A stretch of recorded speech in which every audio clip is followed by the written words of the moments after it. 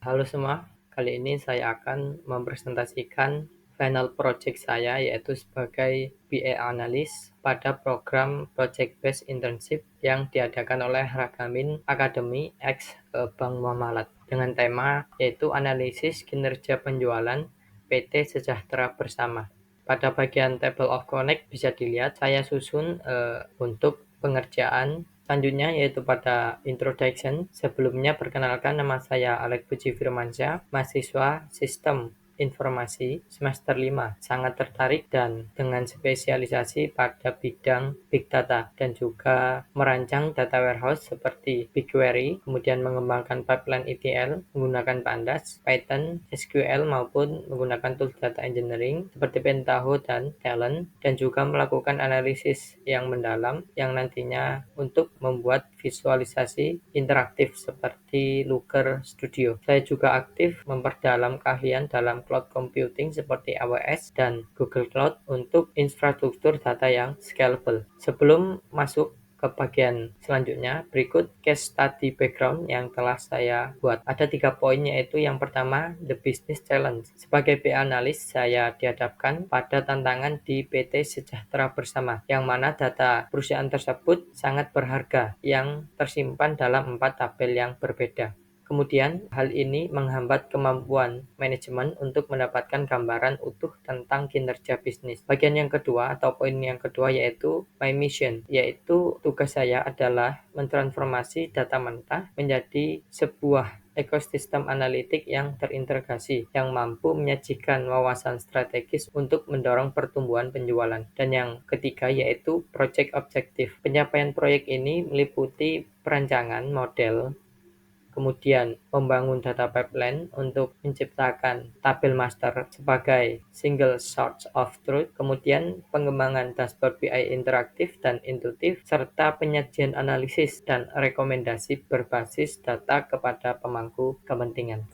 Pada bagian selanjutnya yaitu data modeling dan skema desain. Bisa dilihat gambar sebelah kanan merupakan hasil dari skema desain. Diagram skema ini adalah langkah pertama analisis. Ini dengan jelas mengilustrasikan primary key ditandai dengan gambar kunci sebagai identitas unik untuk setiap tabel dan garis berwarna biru sebagai relation yang menghubungkan data antar tabel. Selanjutnya yaitu pada ETL proses dan master table creation. Bisa dilihat pada gambar merupakan hasil dari pembuatan proses dan tujuan itu sendiri, yaitu yang mana saya melakukan penggabungan data atau penggabungan tabel menjadi dari 4 tabel menjadi satu tabel tunggal yang komprehensif, yang nantinya hasil dari tabel menjadi satu, yaitu menjadi tabel master yang berfungsi untuk sumber data yang valid, yang nantinya sebagai fondasi data yang bersih dan terstruktur untuk dilakukan analisis lebih dalam dan membuat visualisasi yang akurat. Selanjutnya yaitu pada bagian BI Dashboard Development. Bisa dilihat pada layar merupakan hasil dari visualisasi yang telah saya buat, atau bisa lebih lanjut Anda melihat pada link di bawah, yaitu pada bagian Looker Studio, bergambar Looker Studio. Adapun dashboard ini memiliki desain dan fitur utama. Tujuan dan desain itu sendiri yaitu dashboard ini dirancang untuk mengubah data kompleks menjadi wawasan visual yang cepat dan mudah dipahami dengan fokus pada pengalaman pengguna yang interaktif. Pada fitur utama itu sendiri yaitu memiliki 3 poin seperti KPI overview, kemudian performance analysis, dan interactive filter. Selanjutnya yaitu pada fitur utama dashboard. Memiliki 3 fitur filter, yaitu yang pertama selected range atau rentang tanggal, digunakan pengguna untuk memilih periode waktu yang spesifik seperti bulan, tanggal,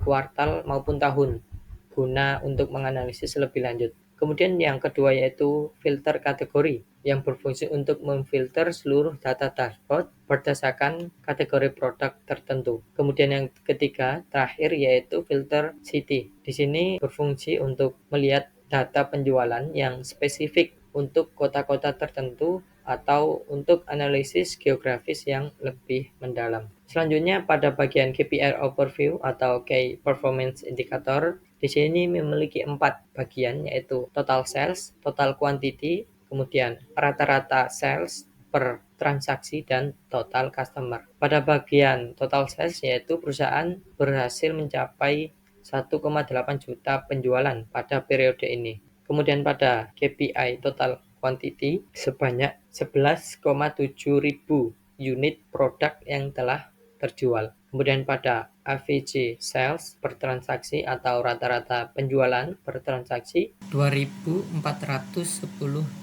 Kemudian pada KPI total customer, yaitu menunjukkan jumlah pelanggan yang melakukan transaksi pada periode ini mencapai total 3,3 ribu orang. Selanjutnya pada bagian product portfolio analysis. Pada bagian visualisasi ini saya gabungkan untuk mendapatkan gambaran yang lebih baik. Dari kedua visualisasi saya mendapatkan 3 poin, yaitu yang pertama revenue engine. Kategori robot mendapatkan peringkat pertama, yaitu sebagai pendorong utama pendapatan, menyumbang sekitar $743,5 ribu. Kemudian 3 kategori teratas, yaitu robot drone dan robot kit, secara kolektif menghasilkan lebih dari 75% total pendapatan, yang mengindikasikan keberhasilan strategi pada produk premium. Yang poin kedua yaitu customer acquisition. Pada bagian ini e-books menjadi produk dengan volume penjualan tertinggi, mencapai 3,1 ribu unit. E-books di sini sebagai lead magnet atau produk entry level untuk menarik pelanggan baru dengan biaya yang rendah.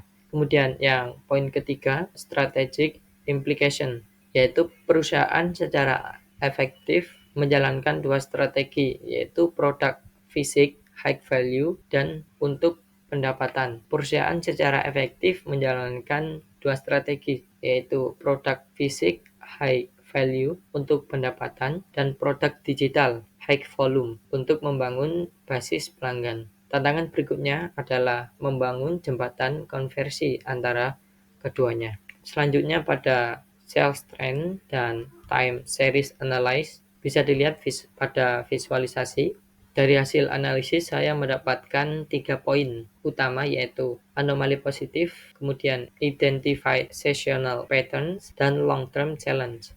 Poin anomali positif itu sendiri yaitu terjadi lonjakan penjualan yang sangat signifikan pada Juni 2021. Ini adalah anomali positif yang menyimpan kunci keberhasilan kampanye atau aktivitas tertentu. Kemudian poin yang kedua yaitu identified seasonal patterns. Data secara konsisten menunjukkan penjualan menguat pada pertengahan tahun, yaitu kuartal 2 sampai kuartal 3, dan melandai menjelang akhir tahun. Ini adalah pola yang dapat diprediksi dan dimanfaatkan untuk perencanaan stok dan marketing. Kemudian poin long term challenge itu sendiri yaitu meskipun terdapat puncak musiman, data tahunan menunjukkan sedikit penurunan penjualan dari 2020 sampai 2021. Ini menjadi sinyal strategis untuk dievaluasi demi pertumbuhan yang berkelanjutan. Selanjutnya pada Customer Value Analysis atau RVM, pada visualisasi bisa dilihat setelah saya